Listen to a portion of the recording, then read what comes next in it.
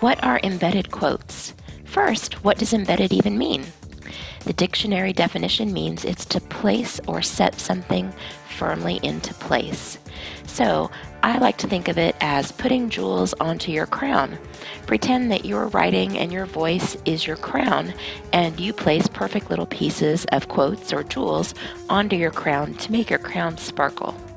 Or, if you like ice cream sundaes, embedding quotes is like topping off your ice cream, your words, with those tasty little sprinkles, parts of quotes from someone or somewhere else.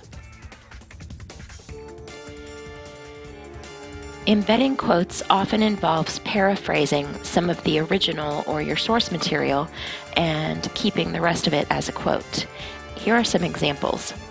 I have an original quote from someone by the name of Jones, and the quote is, the rate of secondhand smoke in public gathering places like bars and restaurants is 3 times the rate of private residences. So that's the full quote. And I'm going to take just pieces of it and paraphrase the rest, and here's my new example of an embedded quote. In eating and drinking establishments, secondhand smoke is 3 times the rate of private residences. Note how I've paraphrased a good chunk of that sentence, but I've kept the exact words is 3 times the rate of private residences as a direct quote, and I put quotation marks around it, and I've used parenthetical citation to show where I found that information. Here are a few more examples. This one comes from Lord of the Flies. Although Ralph was elected leader, he was not the unanimous choice because the choir raised their hands when Jack's name was put to a vote. So because that part, the choir raised their hands, is in quotes, that line comes directly from the text, and it's from the author Golding's own voice.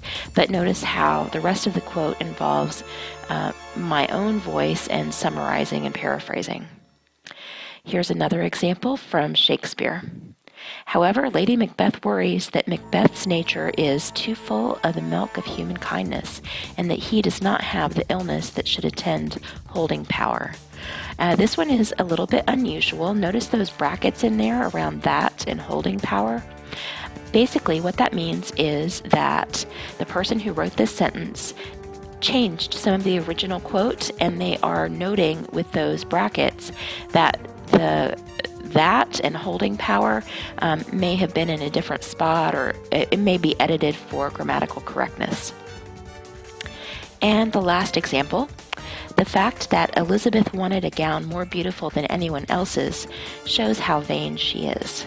So I have a lot of my own words surrounding a piece of a quote from somewhere else in the middle. And basically that's all it means to embed quotes.